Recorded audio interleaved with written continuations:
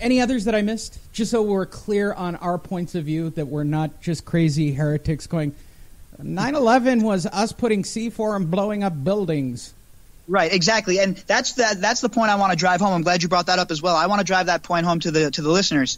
That's not what this show is about. What I'm going to do for you is not only am I going to give you the facts as I've researched them and found, but I'll afterwards I'll give you the sources as well. Like we'll post them on the YouTube channel, or we'll post them on the Icarus News webpage, or we'll put them somewhere, and you can go read this stuff for yourself. Now you're never going to get CNN to do that for you. Then anonymous source, blah blah blah. The only time you'll ever hear me talk about anonymous sources is when I'm reporting stuff out of the Middle East, because I actually have anonymous sources over there that can be killed if I divulge their names. People that I went to college with that chose to go back to school in Israel or go to Erbil, Iraq, because they're Kurd. So that's the only time you'll ever hear me talk about anonymous sources that I actually believe. So let's talk about today's topic. Today's topic, yeah, it's a big one. A place that's near and dear. Bobby's from there. I visit there frequently. The Las Vegas mass shooting.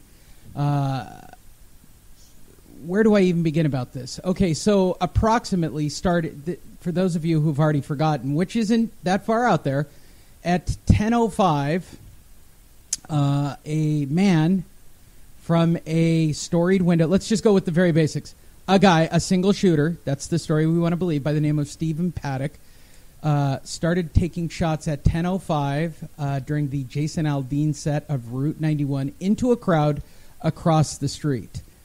That's the very basics of it. Why, how it happened, the time lapses, the 17-second lulls, the bursts. It's kind of a whole thing. So let's start from the very beginning. Who is Stephen-Paddock? And that's the question, isn't it? That on everyone's mind.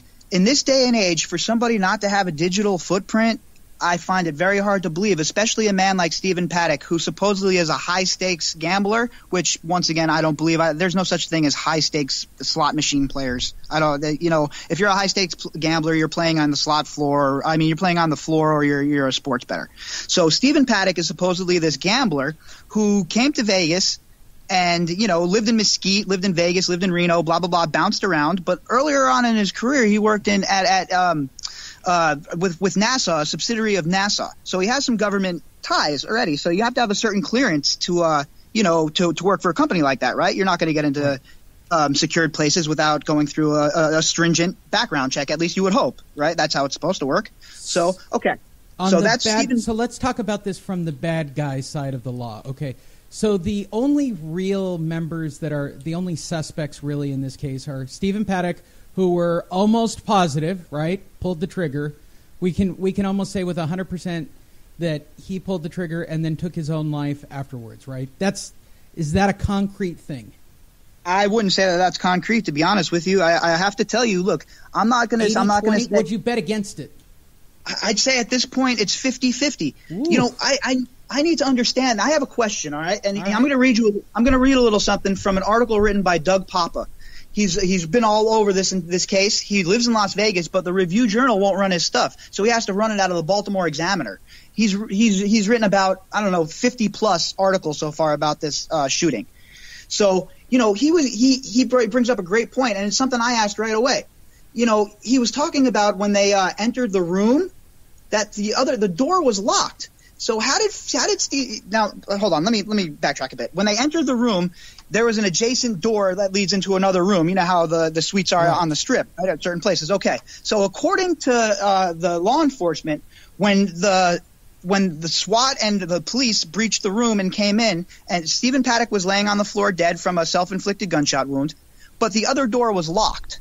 So how could that other door be locked with him running back and forth through both rooms to shoot? Wouldn't that be a bit of an impediment? That would indicate. Okay, and for those of you listening in real time, we're going to jump all around the timeline. So let's backfill. We know that 300 pages got released in the past 24 hours of other people that they're looking at. We certainly know that the brother and the girlfriend are possibly involved in this. She's certainly involved in it. There's no way she's going to get around it. She's got fingerprints on shell casings.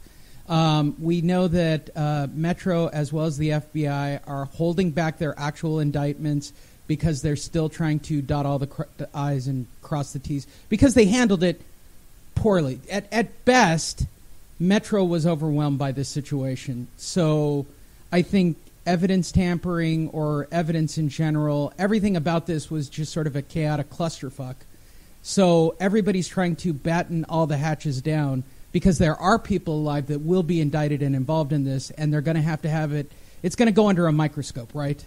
So yeah, I certainly understand. I was really happy with the 300 pages that came out where they said, yeah, we got a pretty good idea of what probably occurred here, but we're not gonna drop this until we have everybody indicted. So the reason I say that for everybody listening, certainly the brother who's a fucking lunatic, and if you haven't been following his story, he's literally a social media meltdown. He has gone from I don't know shit to, well, maybe I knew something, to just batshit crazy. Oh, my brother's just a normal guy. He liked to eat burritos and shit. Yeah, right. What? Crazy. Yeah. So, and the girlfriend who was out of the country, and we'll get to her, everything she did on Facebook. The Facebook stuff is, guilty. Oh, sweetie, you're going to jail for a long time. Yep. Yeah. And we'll get to that in a minute. So, obviously, there are multiple players. So the theory that there is a second person is likely. Like I said from the beginning, that this wasn't a lone gunman. They should, and that's the biggest problem I have with this, Lee. From the beginning, I said that if they don't have concrete information, they shouldn't divulge anything. They shouldn't say, well, it's a lone gunman. How do you know that he doesn't have ties to any radical groups an hour after the shooting? He has no social media imprint, unless, of course, he's known to you. Right. No, I completely agree. And I'm happy to see that mainstream. And for those of you who don't know, the revelation. I'll read quickly from the LA Times, real publication. Nothing off the wild.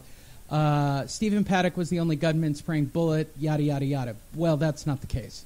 The revelation came in district court as Nick Crosby, a lawyer.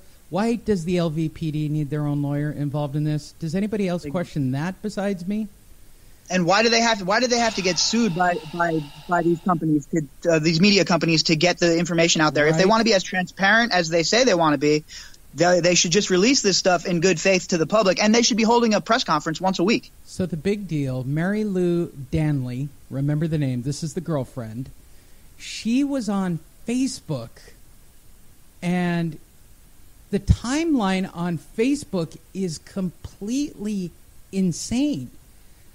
For someone who originally said, and I quote, I don't know anything, I was out of the country, to literally 45 minutes before the police calling her, changing and deleting her Facebook account. Lee, I've seen the account before she was able to delete it, and I was able to grab some screen captures. There's a bunch of pictures of her in the Middle East. Who did they associate with on these trips to the Middle East? Who were they associating with when they were in the Philippines? We all know that the Philippines has a rampant Islamic terrorism problem right now. So who are they in I'm not saying that's what happened, but don't you think this is information that is pertinent to get out there to the public? This is what we've ruled out for sure.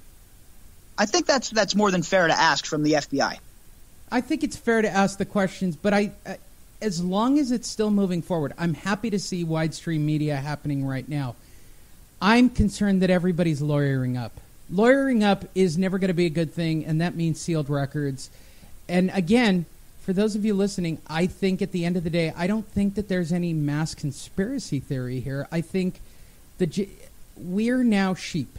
I think we, the people of the United States, are seen as sheep. We don't need to be stirred up. We don't need to be rioting Wall Street because, our government's bailing out Fortune 500 companies and occupying anything.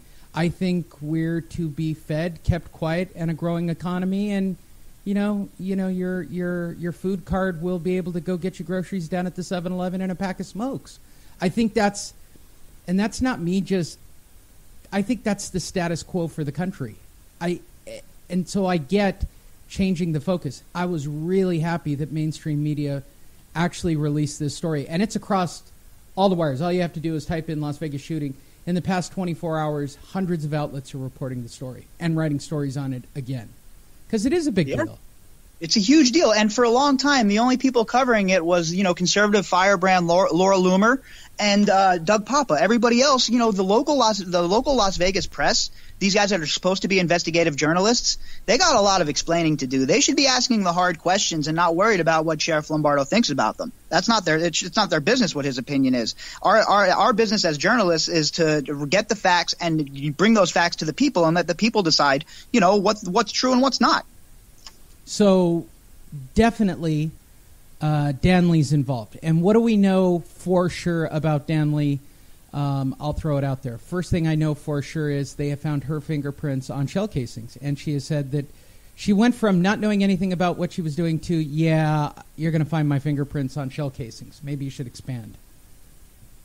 Yeah, and not only that, you have all the money problems going on. Them sending money, wiring the money from America to the Philippines in those huge amounts. I mean, it's a lot of things don't make sense. Who was that money going to? Why? Has anybody? I don't understand how there is no the legacy media, how they aren't screaming from the rooftops like their hair is on fire about this. The media is running to their computers to tap away like a bunch of neck-bearded baristas every time Donald Trump has 2 Big Macs. But the Las Vegas shooting ad, no big deal. Well, it's yesterday's news, right? The general public only cares about things that are 6 months in front of them or behind them, and we live. And not even that. It's the 24-hour news cycle now. After 24 hours, things are buried. They concoct a new crazy situation for us to look at somewhere in the world just about every single day to keep us, holy crap, we got it pretty good here. When in reality, things have been going downhill in America for a long time. The Patriot Act, being spied on by the NSA and the CIA, a lot of bad things are going on in the country, and a lot of it was put into play by, like I said, the worst president in the world, George Bush, and the rest has been accelerated by President Obama. So, we gotta, at this point in time in the country, as long as the people, it's kind of like the Romans. As long as you have the gladiator games and you can go to your festival every week, you're going to be cool with what's going on, no matter what. It doesn't affect me. But at the end of the day, down the long road, if we can't trust the media, then how the heck could we ever really find out what's true and what's false when it comes to what the government's doing? So what do we know as actually true about this case? What do you think is a concrete term to this case right now? Concrete is that Stephen Paddock was involved, that Mary Lou Danley knew that this was going to occur in some facet. She knew that some capacity that this was going to happen, and she didn't tell anybody. This isn't something that just happened overnight. So I think that there's a profile of Stephen Paddock. I think that there might even be a digital footprint of Stephen Paddock that the FBI went in and deactivated all of it before they released his name. Is there anything wrong with that in your mind, as long as they're putting a story together?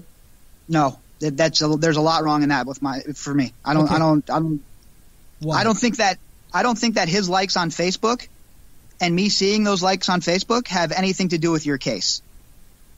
If it's not something that's pertinent to the case, then I believe that it should be in the public realm for discussion. Everything, and that's anything that's not classified, and that's why we have the Freedom of Information Act. And if you notice, a place like Judicial Watch uses it to the top degree that you could possibly use it for, and they've even gotten 18 emails from Anthony Weiner's computer that were classified by using Freedom of Information Act.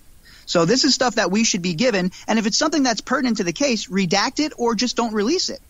But that has to go through the court. That's just not, Aaron Rouse sitting around with his counterintelligence team at the FBI deciding what we can handle and what we can't handle. There has to be other people involved. There has to be oversight. Okay. What do we know about anybody else's involvement in the shooting? Nothing. I mean, look, when the shooting first happened, you had ISIS who claimed the responsibility for it, but I don't know if I really believe it was ISIS. Now, am I ruling out that it was some sort of terror group? No, I'm definitely not ruling out that it was some sort of, militant group, because I have a sneaking suspicion that Mr. Paddock was maybe running guns, and this was a gun deal gone bad. That's where I'm leaning towards with this whole entire thing, because it just doesn't make sense for a guy who's going to go and commit a massacre like that. Why does he need so many guns? Well, you can only use one at a time. Yeah, you can only use one at a time. Right, exactly. And